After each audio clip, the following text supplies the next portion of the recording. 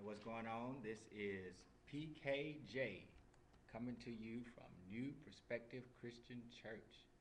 Uh, Today is Veterans Day. Big what's up to all the veterans. Thank you for your service to our country. All of my fellow veterans, I served in the Navy for 4 years, and so I am grateful for the experience. Wasn't necessarily a career sailor or warrior, whatever you want to call it. I wasn't career thing wasn't for me. So I decided that I would do my four and out, and it has afforded me some great privileges. But it was more so my privilege to make sure that our borders were protected, and I kept, several pounds of marijuana from coming into your neighborhood. Uh, may have kept some guns from coming, you know, into your community. Um, may have kept some, some things from sneaking into your country. So I served and I did and I fought and I came and we won. All right, but so this is the ship that I was on, the USS Clark, FFG 11. What's up, Clark? Anybody out there from USS Clark? My man GY, my friend on Facebook. So you remember that? You remember that? It was the last tour we went on. Determined Warrior. And so I was a determined warrior. I was determined to do my four and get out of there. But I was glad to serve in the United States Navy for the time that I did. It afforded me some great opportunities. This was our last tour. We had an opportunity to go all across Europe and do some things and hang out. Some embarrassing pictures in there. Don't want to put too many out there. I embarrassed myself enough by putting a picture of myself on my profile pic. That was a strange time for me in my life. So I thank God for deliverance, if you only knew my story.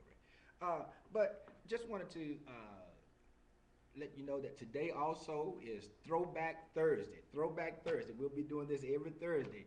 I always did it on my Facebook page, Twitter timeline, and so we are going to be doing that every week, and we're going to be doing a throwback, and I'm going to do a throwback story every week to let you, just to kind of take you back.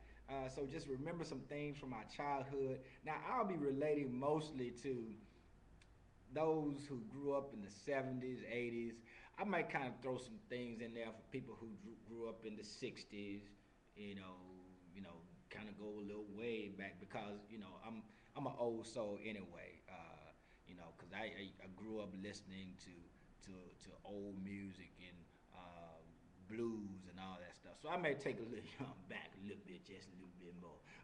And then, I might come a little bit forward and talk about some of the stuff in the 90s, because the 90s was when I was coming into my maturity, I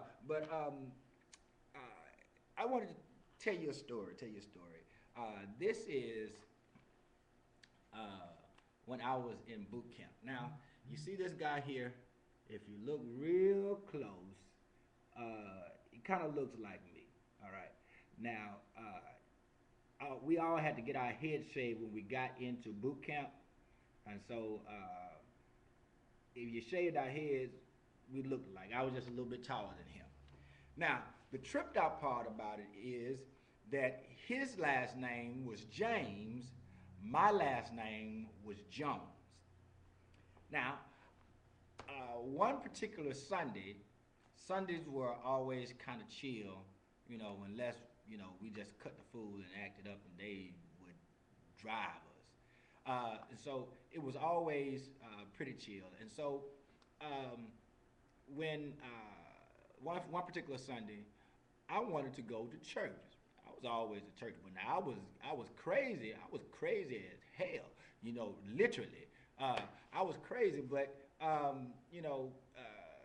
always wanted to go to church because that's what I grew up doing. So I wanted to go to church, and plus I wanted to get out those barracks with those fools, and get away for a little while.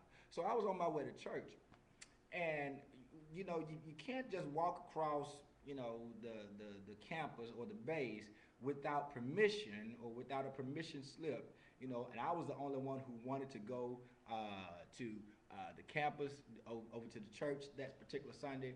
So I'm walking across the base, going to the campus, and over where the church is, that's where all the free people were. I was still a recruit, we were still in bondage until after that 8th week.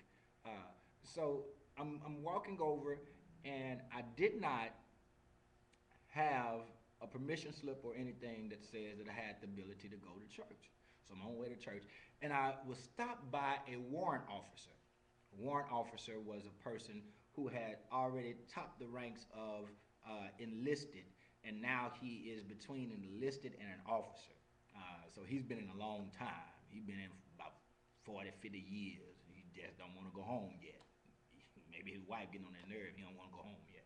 So the warrant officer stopped me, and he asked me, hey, shipmate, you have reason to be over here? And something to that effect. And so I said, yes, sir, I'm on my way to church.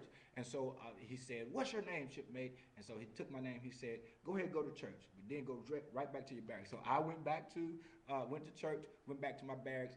And so my petty officer, my chief petty officer, was a little short, sawed-off dude from Barbados.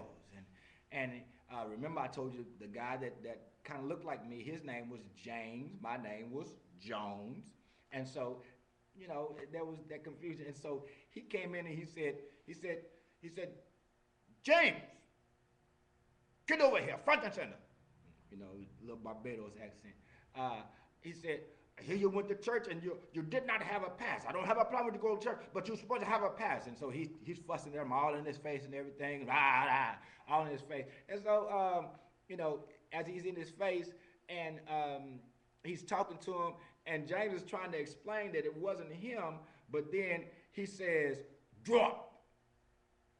Did you hear what I said? He said, drop. Meaning he was telling him to drop and do some push-ups.